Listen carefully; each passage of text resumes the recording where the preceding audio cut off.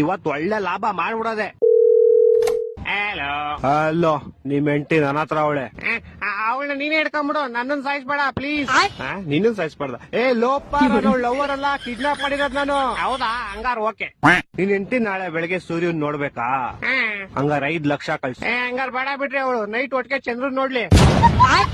ತಲೆಗಿದೆ ಕೆಟ್ಟೈತವ ನಿಂಗೆ. ನಿಮ್ ಹೆಂಡತಿ ಸಾವು ಬದುಕಿನ ಮಧ್ಯೆ ಆಟ ಆಡ್ತಾವಳೆ. ಹಾಲ್ ತಗೊಂಬತ್ತೀನಿ ಅಂತ ಹೋಗ್ಬಿಟ್ಟಲ್ಲ ಆಟ ಆಡ್ತಾವಳ.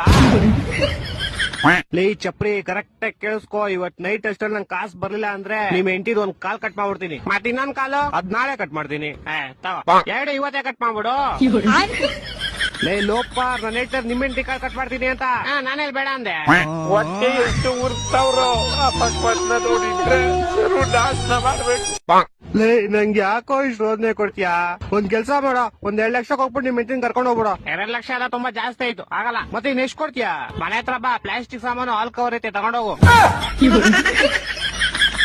ಲೇ ನನ್ ಕಿಡ್ನಾಪರ್ ಕಣೋ, ಪೇಪರ್ ಅವನ್ನೆಲ್ಲ ಬೇವರ್ಸಿ. ಹತ್ರ ಅದೇ ಇರೋದು, ಇವಾಗ ಬೇಕಾದ್ರೆ ತಗೊಂಡೋಗು. ನನ್ನ ಮಕ್ಕಳು 3 ಬಿಟ್ಟು ಇಟ್ಬಿಟ್ಟವ್ರಣ್ಣ. ಮಾನ ಮರ್ಯಾದೆ ಏನು ಇಲ್ಲ, ಸಪೋರ್ಟ್ ಮಾಡೋದು.